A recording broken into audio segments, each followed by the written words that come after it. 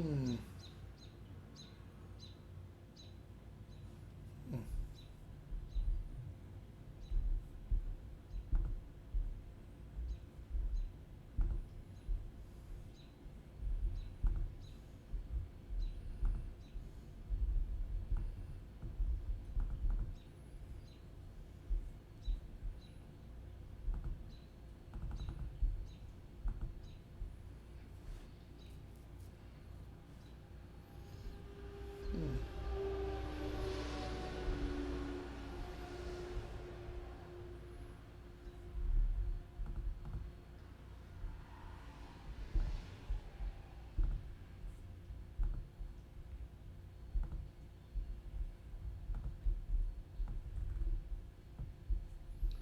Hmm.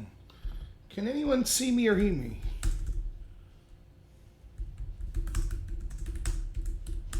Can you hear me? Hmm.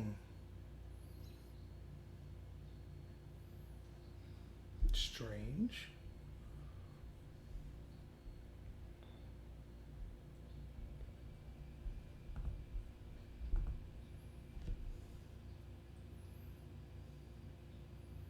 Huh.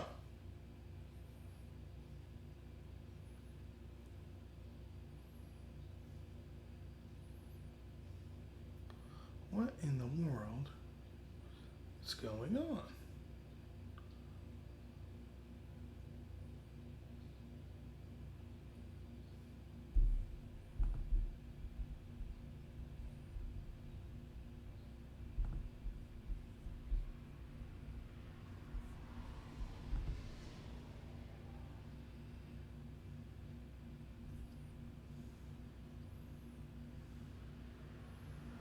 There we go. Okay. Good to go. Sorry about all that. If people are watching afterwards, so I'll just give it a couple seconds, see if anyone comes on. This was a late development. I'm only going to go for probably half an hour because I had some stuff come up today. I think I spelled foreign wrong, didn't I? Whee! That's the kind of person you want to listen to. Someone talking about foreign influence that can't spell the word. But yeah, thanks for joining. Um, yeah, so I'll just get started. I don't know. I don't plan on many people. I'm trying to do this every day at 7 o'clock. I just moved into my house here a couple weeks ago, and so I still have some days stuff comes up. So we actually got a nice table today, and I was delivering it, getting it brought back. So, which was nice. So what I wanted to talk about today, I'll just jump in, is Trump's comments he made on foreign influence and how I feel the media is blowing this out of proportion. One of the things with Trump is I feel like he look, the guy lies at times. All politicians do. And Trump's lies, you try to talk to people, there's different types of lies. Trump's lies have to do with braggadociousness and like exaggerating things. Biggest crowds ever, most ratings ever, things like that. Now, that to me, although that's not an admirable characteristic, don't get me wrong, you'd like someone that always tells the truth. But that's less of a lie that is harmful to you as if you like your doctor, you could keep it, and things like that. So I understand where people want to focus on these little lies, but to me it's not a big deal. But sometimes I think Trump doesn't understand the game of politics enough. I'm not one of these people that think he's playing 4D chess. I think he's got great instincts, and I think that he has the good fortune of basically going against some of the craziest people to ever run for political office, and the people around them, and so they always kind of bumble into helping him out by their reactions. So what I mean by this is he's being interviewed by George Stephanopoulos on ABC. You have to understand, Stephanopoulos formerly was basically the top dog for Bill Clinton's campaign, and he still has a thing with for the Clintons. He showed that in the 2012 election, going after Romney, basically just parroting everything that the Clintons were saying. So by no means is he a nonpartisan person, but for whatever reason, Trump agreed to be interviewed, which I don't mind that. If I had office, I would be willing to be interviewed by people that dislike me because, one, I think it's fair. You represent everyone, so you should be interviewed by them. But even with this kind of malicious media that aren't even journalists anymore, it's still worth talking to them because if you could control the conversation, you could get some of your good points out, which, Trump could have did better here, to be honest. Anyways, Stephanopoulos tries to get him in this gotcha question, and the question is, if a foreign government, representative for a foreign government, tried to give you up intel on your opponent, damaging information about your opponent, would you accept it? And the problem is, it would have been politically expedient for Trump to just say, no, I wouldn't do that, and then move on. That's it. That's all he had to say. But I think sometimes Trump, he constantly wants to defend himself and his family and his administration. And so he's brutally honest here. He's like, yeah, I'd take the meeting. And Stephanopoulos pretends to be taken aback. Like, he doesn't know, as a Washington insider and as a journalist that's been in the game forever, he doesn't know that this is how it works. Now, you might be saying, well, what do I know? Rob, sitting on the chair right now, what do I know about how Washington works? Well, I know this, that at the top levels, whether it be lobbyists, whether it be anything like that, we constantly have our officials talking to agents of foreign governments off the books or lobbyists representing agents of foreign governments off the books. And if you don't believe me, look at all the commentary about how you had Manafort working with the Podestas and Mercury LLC to lobby for foreign interests without registering. And a bunch of media people, if they were being honest whatsoever, were like, look, this is what happens all the time in Washington. We know. We could see it with the Clinton Foundation and accusations of pay to play. This is constantly what's going on. People are talking, you're trying to get dirt on your opponents from whoever. I said from the get-go, I did not think that what Trump or what Hillary did was illegal. Now, my feelings on the entire Russia investigation is I think the person that is most responsible is Obama and his administration, because they weaponized the intel agency. But I didn't have a problem with Hillary Clinton going to a foreign agent, Christopher Steele, or going to Russians and getting dirt on Trump. That's fine to me. I never had a problem with it. I didn't have a problem with Don Jr. meeting with Veselnitskaya, supposedly a Russian agent, in Trump Tower. I don't have a problem with it. It's dirty. It's shady. You wish that politics weren't this gotcha game where you're looking for dirt at your opponents and they could just discuss policies. That's how I would like to see politics, but I'm also not naive. That's not what happens. And Trump's honest. Trump says that everybody does it. Of course, he's right. They're trying to make it seem like this. And this is what I talk about often with people in the establishment Democratic Party. They try to control terms, right? So they'll try to conflate things like illegal immigration with legal immigration. So someone like me that's like, hey, we got to solve illegal immigration. They conflate that with legal immigration and then say, oh, you don't like people from other countries. No, that's not at all. I like legal immigrants. I talk often about some of the best Americans I know are legal immigrants. Like that's the truth. But they want to conflate that. It's the same here. Trump says specifically, if you watch the Stephanopoulos clip the whole way out, he says, look, if I would take the meeting, I would listen to the foreign person, see what they had to say. So he says Norway. He's like, say someone from Norway's government calls me. He's like, hey, you're running against Biden. We got dirt on Biden. Yeah, I'd take the call. Sure, everyone would. And then he's like, if there was something illegal that happened, then yeah, I'd get in touch with the FBI. Which, of course, makes sense. It would be advantageous for Trump to do so. That's exactly what the Democrats and the DNC and Hillary's campaign did.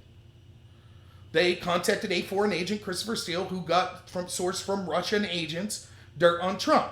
They did two things with that dirt. One was they used it to spread it to people in the media so that it could be used to publicly smear Trump. And second was that they used it to for intel, for the intel agency, so that there could start an investigation of Trump. I don't blame Hillary for if that investigation was shady. And I think I saw Andrew McCarthy, I watched Dan Bongino's show today, and so credit to him, which is a great show if you're interested in this Russia collusion stuff. Dan Bongino's show, he showed a clip from Andrew McCarthy on Capitol Hill, and he's saying, look, when you're in the intel agencies, your job is to get dirt, or your job is to hear things from unscrupulous people. Oftentimes your informants aren't, people, upstanding citizens. Oftentimes they're involved in the underbelly of some of these situations. Your job is to then, the shadier the sources, the more you want to make sure it's verified. That's what the crime was. That's what the immorality was. It wasn't listening. The FBI should listen to Christopher Steele. The FBI should listen to Russians. But before you spy on Americans and take their rights away, particularly an opposition political candidate for president, you should verify that information. That's what went wrong. The FBI didn't verify. Then there's all sorts of questions of, did they do it intentionally, and things like that, which I could talk about at great length some other day. But the point is, there's nothing illegal, and it's not even that shady to listen to someone who has dirt. Let's say I ran into Trump on an elevator and I'm like, hey, Trump, I don't want to, be telling tales, but you're running against Biden. I saw him making out with, some lady. It wasn't his wife down the hall. Now, that's perfectly legitimate for me to tell Trump that. But if I happen to work for the Russian government and I said that, now all of a sudden it's illegitimate or illegal for Trump to listen to that information? It makes no sense. Now, if I'm from Russia and I say, Donald, we've hacked your opponent. We would like to give you this information. We illegally hacked him. Then yes, that is a point where I do agree.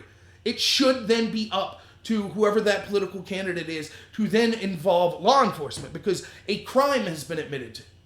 That's totally different. But to just get dirt, and that's what Donald's saying. He's like, wait, there's so much dirt on every candidate. If we got the FBI involved every time, they'd never do anything else. Yes, that's exactly right. He's exactly right. And they're blowing it out of proportion. They're making it sound like, oh, Trump just basically said if North Korea hacks the Democrats, he'll meet in secret with them and never tell the FBI. No, that's not what he said. He said if it was a crime, I'd probably tell the FBI. I'd do both. I'd take the hearing and I'd tell the FBI. That's not shady whatsoever. And there's several things. So my feeling, and for those of you who've watched my channel before, what I always say is, it's the double standard that upsets me. I don't mind talking to someone who even disagrees with me as long as they're consistent. That's fine. At least that they have integrity. No problem. The problem is we see over and over again, particularly with the establishment Democrats and all of the cultural institutions that they control, they dominate the narrative.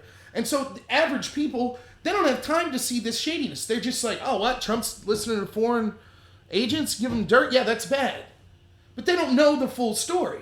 So all you want's an equal standard applied. So why isn't Stephanopoulos, for example, does anyone remember the story of Ukraine?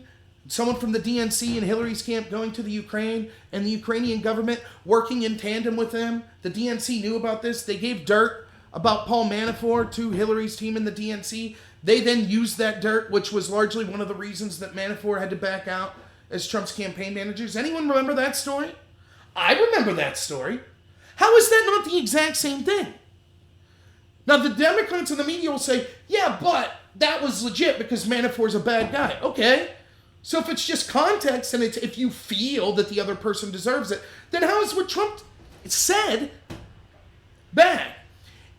What it comes down to is if Trump's word, Trump hasn't done this. He supposedly didn't know about the Trump Tower meeting, right? And there's no evidence that he met with foreign diplomats or foreign agents to get dirt on his opponents. None. We don't have evidence. He just said it and it enraged everyone. So for all of those enraged, where is your anger for Hillary Clinton and the DNC, who did exactly what you're complaining about with Ukraine, who did exactly what you're complaining about through an intermediary in Christopher Steele, who then got sourced from Russian interests? You can't have it both ways. If you don't like what Trump said, that's fine. Trump's words bad. Great, got it. But then what about the actions of Hillary and the DNC? And this happens all the time. Remember, we had Adam Schiff that got pranked by these Russians that were like, yeah, we got dirt on Trump. And he's like, great, yeah, we have the audio of that. Now, he took that call. Shouldn't he called the FBI first? And what I've always said about the Trump Jr. meeting, because that's the argument people try to make. Oh, the reason that what Hillary and the DNC did wasn't bad was they got the FBI involved. Well, one, if it turns out that the FBI acted corruptly, that doesn't help the situation whatsoever, does it? And second, they took the call first, and they also leaked to the media and things like that via Christopher Steele. That's Christopher Steele, a foreign national, former spy for the UK, working in tandem with Putin-connected agents, spreading information to our FBI and to our media simultaneously to take down Trump. That was paid for by Hillary Clinton and the DNC. Yet these same people that are flipping out have no problem, none whatsoever. They didn't care that Adam Schiff tried to deal with Russians. And I'm telling you, it's not just this election. It wasn't just the 2016 election. This sort of stuff happens all of the time. Is it only a government agent? There's so many questions I have about this. So, if it's a foreign journalist, does that make it better? If someone from the BBC contacts Joe Biden and says, hey, we got this information about Donald Trump and something unethical he did, is that illegitimate? Do we then have to call the FBI? Or is that, no, that's just journalism? Well, what's the difference? The line should be drawn as long as there's not illegal activity going, then it's fair game. And I even saw Ben Shapiro talking about this. Shapiro's someone I agree with like 70% of the time. But he's weak on this idea of the investigation and FBI corruption and the intel agencies. And he's like, oh, it's heavily immoral and Ukraine, and it has to do with Russia being our enemy and the Ukraine being our not as much of an enemy. Ridiculous. That's garbage. Here's why. It shouldn't matter if someone's our ally or our enemy as far as a foreign agent if you're talking about influence. If it's immoral or illegal for foreign actors to influence our government, it should be across the book regardless if they're ally or enemy. And the reason is because even our allies have a vested interest in who wins elections in this country. And that interest will never exactly line up with doing the best for the citizens of the United States, which makes sense. As a U.S. citizen, I might have an interest in what happens with, like, say, Brexit. I'm for Brexit. I'm for leaving Brexit. But my interest isn't just, I also have interest as a U.S. citizen in that. That's not what the politicians of the UK should be deciding based upon what foreigners think. They should be representing their people. And so if agents of the United States are directly trying to influence a Brexit decision one way or another, that's still influence. That influence probably is more impactful than an enemy of the UK, such as Iran or North Korea. Just because, do you see what I'm saying? The fact that the implication seems to be, well, if Russia influenced, then it's uniquely bad. And the reasoning would be, if you take that to the logical extensions, because it would be bad for the United States. It'd be bad for the people of the United States. But I would argue if the EU or these globalists who have interest in seeing the United States no longer be a superpower and to continue to finance operations in the EU and things like NATO and want us to enjoy like climate accords and stuff, they have every bit as incentive to influence. So why is it that all of a sudden it's okay if we find out that British intelligence agencies were setting up people in the Trump campaign? It's okay for the Ukrainian government to do it. It's okay for Hillary to work through a spy in the UK who's then using Putin-connected agents. That's ridiculous. And that's been my contention the whole time. Just, it's one way or the other. If it's illegitimate to talk to foreign agents in any capacity, fine. Rebuke Trump for his words. Rebuke Hillary and the DNC for their actions. But they don't do that. They say it was okay.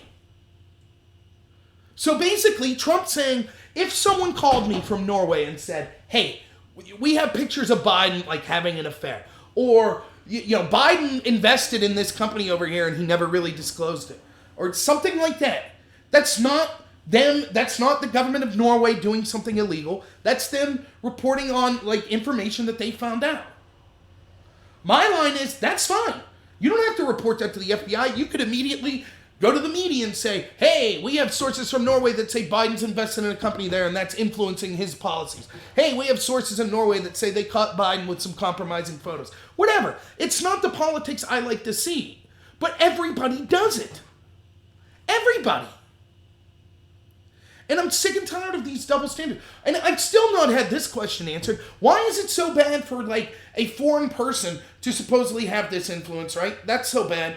But it's okay, they don't have a problem. If it's a CEO of a multinational corporation like Google or Facebook, no problem there.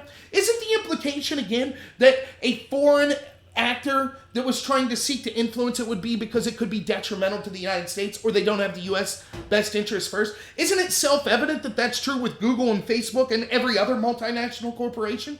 That their bottom line's the most important thing?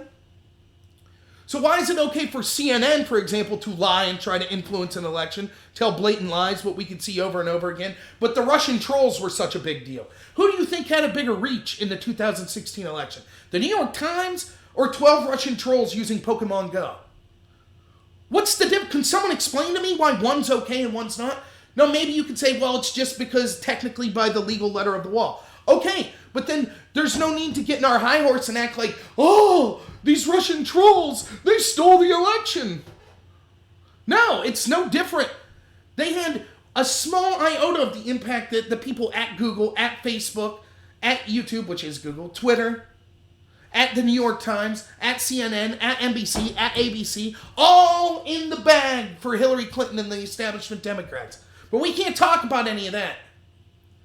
So this story's just more garbage. It's more fake outrage. Trump said if they did something illegal, he'd tell the FBI. Trump was honest. Now again, politically, maybe it made sense for him to just be like, yeah, I wouldn't take the call, and then move on.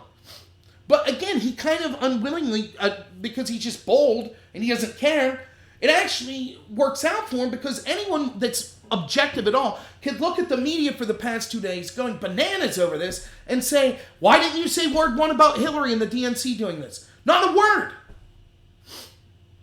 And again, why are we the same people, the exact same people that are so outraged that Trump said this? Oh my God, don't you know the dangers of if he took a call from someone that was foreign with dirt on, Cory Booker or Joe Biden? Don't you know the dangers of that? Are the same people telling you, how dare you look into the FBI? How dare you look into accusations that the intel agency stacked the deck? How dare you? That's un-American. Now, what do you think has more potential to influence politics in the United States?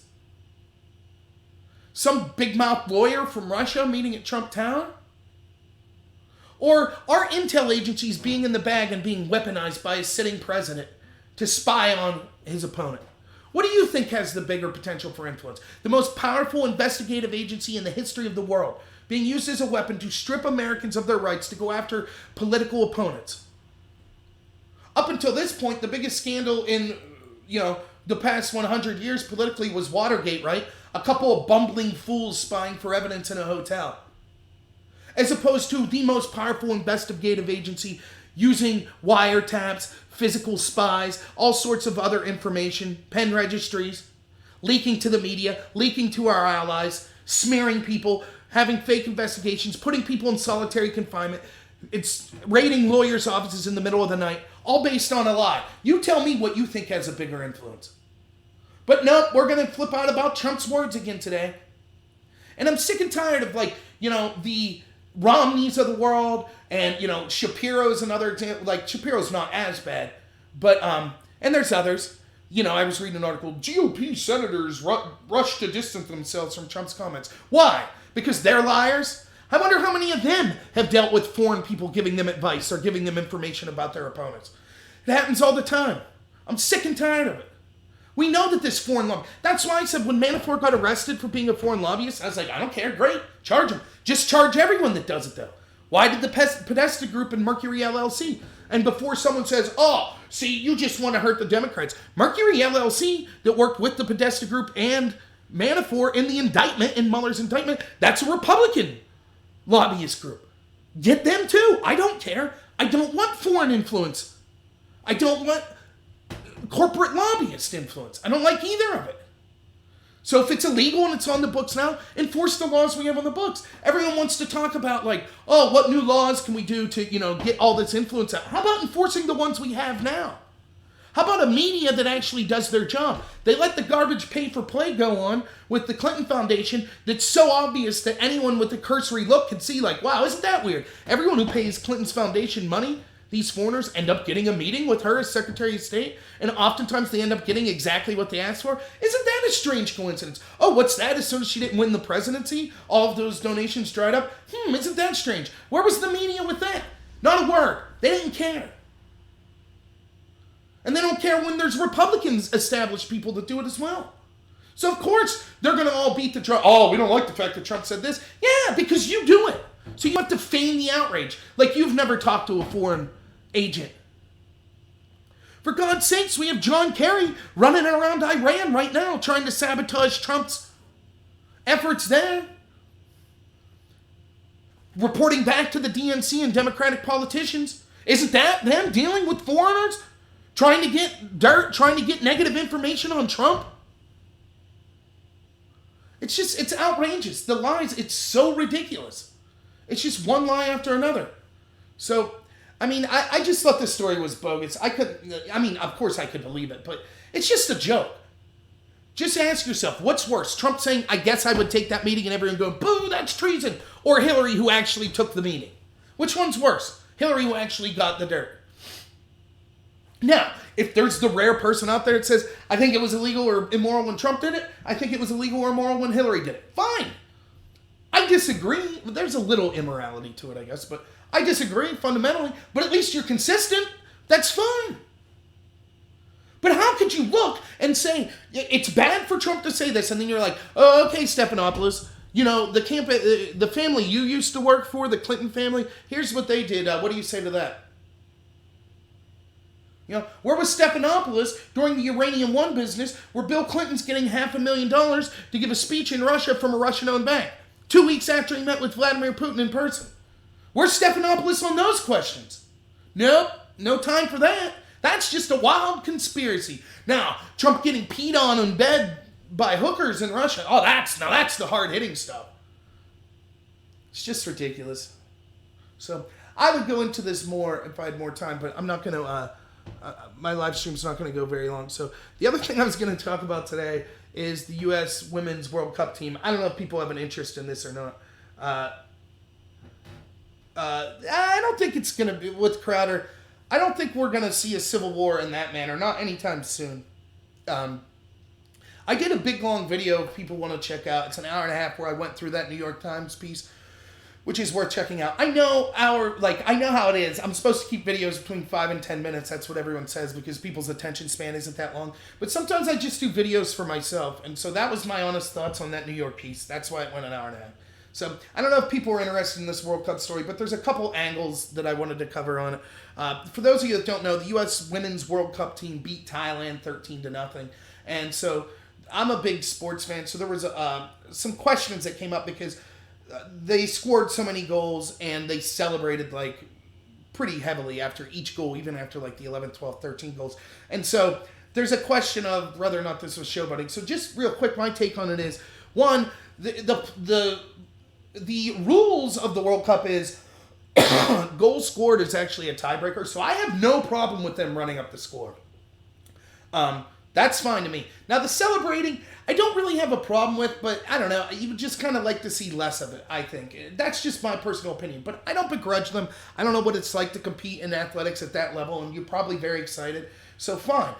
But I will say, though, when it comes to sports like this, I don't have a problem with that in professional sports as much because professional sports, everyone's getting paid a huge salary, and at some level, everyone's on an equal level. Even if you take, like, Major League Baseball, the worst Major League Baseball team to the best baseball team, they're still at least in the same realm. Even if the best team would win 8 out of 10 games, it's still, they're professionals.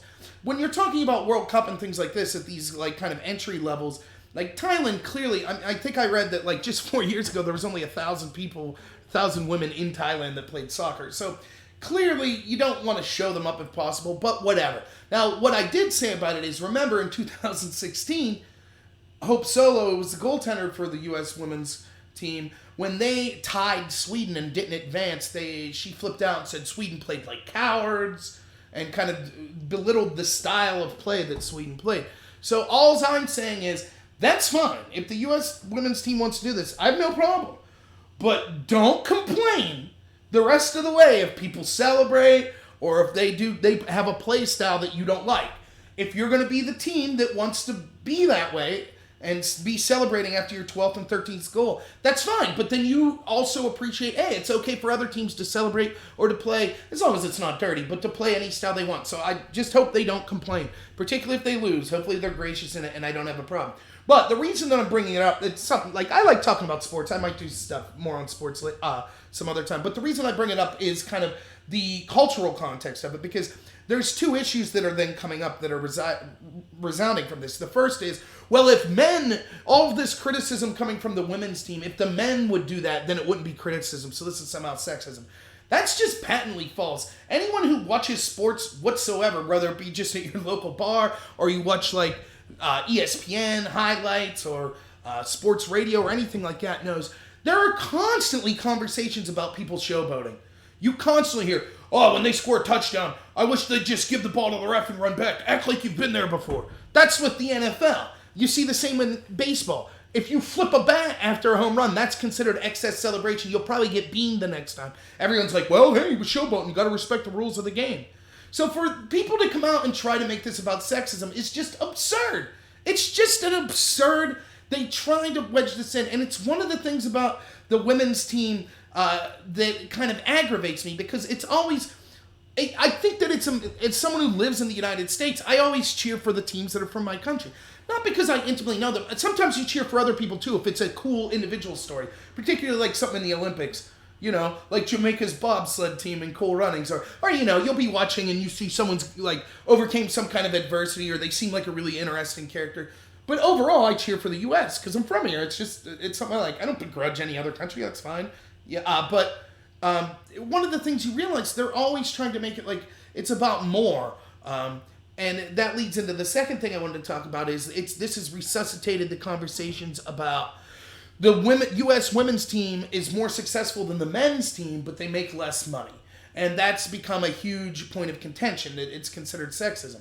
But the problem is, this is just like the gender wage gap. What it is you're just looking at things in a vacuum, and you're not looking at things at face value, and it comes off. Yeah, it's face value. It's like, yeah, that's weird. Why is that? But when you start to realize the teams don't get paid just based on their success. They get paid based on like the amount of money that's brought in for advertising and things, and the amount of viewerships through the league as a whole. And it is true, maybe in the United States, because the women's team has been so much more competitive than the men's team, we do watch women's soccer and World Cup just as much as men's. But when you start to get in places like Europe and other places where soccer or football is huge, it's overwhelming how much more they watch the men's game than the women's game. And part of that has to do with because they're more successful. One of the things that's great about the United States is we did have women involved in athletics earlier than many countries, because we're a country that represents freedom and equality, and so we allowed that. And so we kind of have an edge on a lot of these countries in the United States because we have women that are second, third generation fantastic athletes. Whereas a lot of these countries, you know, hey, maybe they're just starting a women's athletic program 15, 20 years ago. So we kind of have that built-in advantage, which you'll start to see level out just like in the men's game, I think, in the future. But because of that, like, there's just more interest worldwide in men's World Cup than women's World Cup. And it brings in way more money, like substantially more money. And so that's a big part of the reason why, even though the men's team's not that good, they're getting more money. Now, when it comes to endorsements and things like that, that's totally different. But we're just talking about the money that's officially paid from the World Cup administration to these teams. Now, I used to know a lot more about this because this was big like 2 years ago, and I forget all the numbers, but I do remember seeing, I think Gavin or Milo was on The Daily Show where they were talking about this, and they brought all the numbers up, and of course they selectively edited to make it seem like, oh, women shouldn't make as much as men. No, that's not what anyone's saying. And the other thing is, an interesting conversation that comes from this is, I understand and I support women's athletics, but with the new transgender movement and basically saying, you hear all these people that are just blatantly lying. Oh, there's no different in competitive sports with men and women. There's no different. There's no proof that there's difference. Someone who's born a male and transitions female, there's no evidence that normally men have a competitive advantage, and that's a lie. Those same type of people, and this is where you start to see with this, they call it intersectionality, which is the idea that all of these oppressed groups need to coalesce and come together.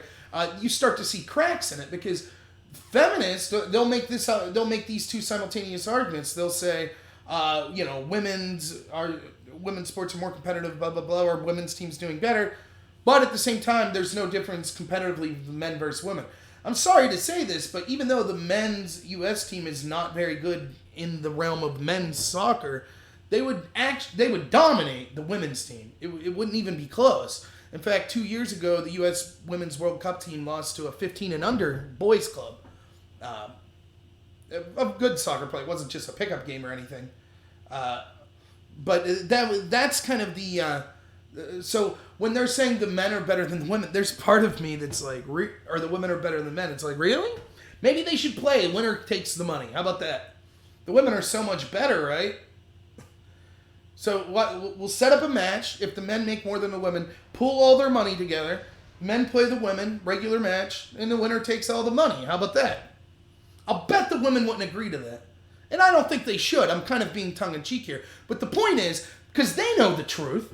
Just like when the whole conversation, you remember that, who was it, McEnroe got crap because He said Serena was the best female tennis player, and they're like, don't you mean the best? Just the best regardless of gender? And he's like, no. She wouldn't stand a chance against like the top 50 in the men. It's just true.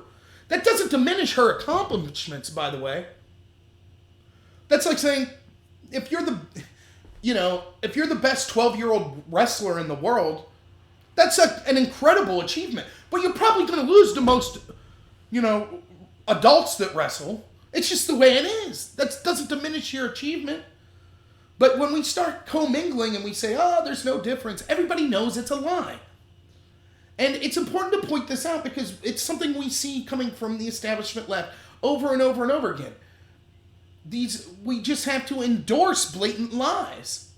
And we shouldn't do it. There's something inherently good about telling the truth. You shouldn't be forced to say, yeah, there's no difference between men and women. It's all socially constructed. It's ridiculous. It's a ridiculous argument. And we can see it when it comes to things like this, like with this World Cup discussion. So, I don't know. It wasn't something that, I was too fired up about, but I just thought it was interesting. I guess it's worth talking about the Jon Stewart clip for a second.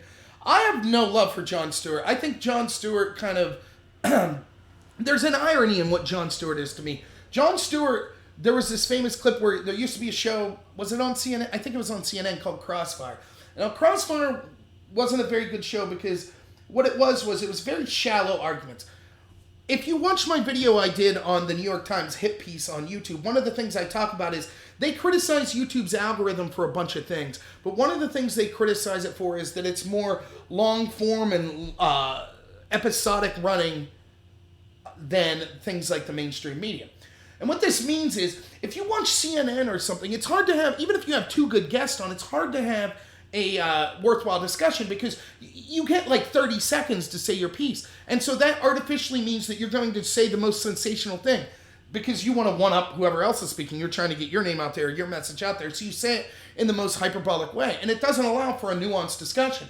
And there's plenty of things. Even though I have strong opinions on a lot of issues, let's be honest, there's a lot of nuanced discussion in things like abortion or immigration or tax policy or healthcare or foreign policy. All of those are nuanced discussions that don't really work well in a format where you got a host and a guest bantering back and forth for 3 minutes and then it's on to the next subject. So I kind of like that. But at least Crossfire never had that. It was this quick form. So that's why I prefer like Dave Rubin's show or Joe Rogan's show. Even if it's people that they disagree with, it's like at least there's a discussion going on. Crossfire didn't have that. But what Crossfire at least had was the appearance of people arguing each side of an issue. So you would have, Tucker Carlson used to be on it. So maybe someone's, pro-tax cut and the other person's anti-tax cut. And even though the format sucks, they're each only talking 3 minutes, at least there are people on these networks disagreeing. What we see now with the mainstream media is you almost never see that. Tucker does a decent job. Some of the other people you'll see do an okay job. But mainly it's just a panel of 8 people that all agree that Trump's evil, or whatever. But there's no one actually discussing what are the pros and cons of this position. That's one of the reasons, even though I dislike Jake Tapper, and I think that he's a shill and he works for the mainstream media and is told what to say, at least he'll push back some, He'll have Bernie on there. How are you going to pay for this? And Bernie will say, well, the 1% must pay, blah, blah, blah, blah. And he'll be like, yes, you didn't really say anything, So at least Jake Tapper will do that. Anyways, what's this have to do with Jon Stewart? Jon Stewart criticized Crossfire. He got on the show or something and basically just made a mockery of him. And his criticisms were correct. He was like, this is sensationalist garbage. You don't get into the meat of the details. It's just red meat for people. Yeah, he was right. But the irony is, he became something even worse. He was the next step, and that was the step of infotainment. And that's where people started to legitimately get their news from The Daily Show, and he's an ideologue. And he's just coming at things from one section. And he did it all the time. And he was the impetus for the start of Colbert and Samantha Bee and all these other people. Seth Meyers. That's where this all started. And these people, Bill Maher, though Maher had a show before that, but in Maher's formats, at least he'll bring people on that disagree sometimes. I dislike Maher too, a lot of what he says. But anyways, so, a lot of what Jon Stewart says, I'm like, no. But I do think that he was exactly right on this. And this kind of, and I do give Jon Stewart credit for that, because it kind of highlights, his anger kind of highlights the frustration that deep down we should all have. That they get lost in the weeds, all these politicians. They're holding bar. What were they doing that they couldn't show up? Talking to a former Watergate lawyer who was arrested and disbarred? Holding bar in contempt? Like, that's what you were doing? How's that help Americans? Now, if someone was smart and knew what I was about, they might say, yeah, but aren't you always on the Russia hoax and how important it is? Yes, and that's because I feel like there's all these issues that I care about. You know, illegal immigration, I care about. Stopping the ridiculous national debt, stopping the Federal Reserve, stopping foreign regime change wars, you know, increasing the economy in this country, increasing jobs and wages for people in this country, having access to medical care. That doesn't mean free Medicare stuff, but those are all stopping the opioid crisis. Environmental concerns, even though I think the climate change stuff's way blown out of proportion and used as a scare tactic to kind of take power, still, you can see there's all sorts of actual environmental problems. Isn't it ironic on that note, by the way, the California, kind of the jewel of we need to solve climate change, has disgusting cities with fecal matter just laying and vegetation being destroyed left and right. And that's one of the problems that people have. Jordan Peterson talks about this a lot. You strive to solve the big problem, which you'll never be able to solve, or it's hyperbolic, or you don't know much about it. Meanwhile, there are smaller problems that actually matter right in front of you that you ignore. Who cares if there's human waste on the street? Who cares if the, vegetation's being destroyed in San Francisco, or Portland? Who cares? We're talking about climate change. We gotta sign the Paris Climate Accord, Who cares if, you won't be able to have any influence on illegal immigration or, the policies at that national level? Or we gotta focus on that. Meanwhile, there's homeless people in your, that you could actually have an effect on. So things like that. And I think Jon Stewart tapped into that vein, which is like, look, our first responders, our military people, they're better than me. And if you didn't do it, they're better than you in the sense that they, regardless of what you think about the wars or regardless of what you think about the police, I mean, it's easy to like firefighters and medics, but all of them, I think, are lumped into, they're doing a job that's inherently dangerous and that, by the way, most people don't want to do. I have no interest in being a cop. None. But I understand it's necessary. I might not like when I see the cop behind me and I'm driving down the road. Yeah, you don't want a ticket. I got it. But someone has to do that job. And when we're talking about a situation like 9/11 where these people are running into burning down buildings, the least we could do is make sure that their medical care is taken care of for the rest of their lives. Period. No exception. And that means not just voting for the bill, which ended up getting voted for. And granted, I'm not someone... You do have to look at the ins and outs. What exactly does this bill say? Because there could be all kinds of stuff attached to it that aren't just about those first responders. So I get that. It was like when a lot of these Republicans are voting against aid relief bills. Relief to disaster areas. Well, the devil's in the details often. But here's what I will say. That Capitol Hill should have damn well been filled up to listen to what those first responders had to say. And then make decisions on the bill based on that. At least give them the courtesy to hear them. And so Jon Stewart, I did feel that was righteous anger coming from him. And I think that that's the type of stuff, even though I would disagree with Jon Stewart in a lot, if he was sitting in the room with me, we'd probably argue about almost everything. But that's the areas where you could start to come together. All of us should agree that those people deserve all of their medical treatment. That, period. They deserve compensated for that heroic act. That it's that simple, And for people not to show up because all these other theatrics were important. Now, what I was saying earlier, all these issues that I'm concerned about, I kind of forgot to go where I was going with that. The reason that I think the Russia thing is so important is because the fundamental thing you need for any of your opinions to matter is for the system to actually work as it's advertised. In other words, who the people vote for wins. If we have a bureaucracy of unelected officials in the intel community that are putting their thumb on the scale and choosing the winners and losers, like Chuck Schumer said, that'll come 6 weeks from Sunday, find ways to get you if you criticize them, then none of our opinions matter. It doesn't matter what I think about foreign regime change war, because even if I can convince 99% of this public, my person will never get elected because the intel agency will be spying on them, framing them for things, and things like that. By the way, this might not be a popular opinion, especially with people that, maybe regularly listen to me. You saw the Strait of Hormuz, 2 tankers were attacked by Iran. Was it Iran? Now look, I have no love lost for Iran at all. I think that they're a terrible regime. I think the people that run that country are terrible. But how many times am I going to be lied to by our intel agencies? Libya, Syria, Iraq. I mean, we go back, Gulf of Tonkin. How many times are we going to be lied to before you can say, can I at least see proof before we drop bombs? Is that too much to ask? And that's another symptom of this whole Russia's. You can't trust these people. If it's true that if it comes out that we find out they willfully targeted Trump's campaign, as I believe that I've showed over and over on my channel that that's the case, willfully targeted him maliciously because they wanted the other candidate.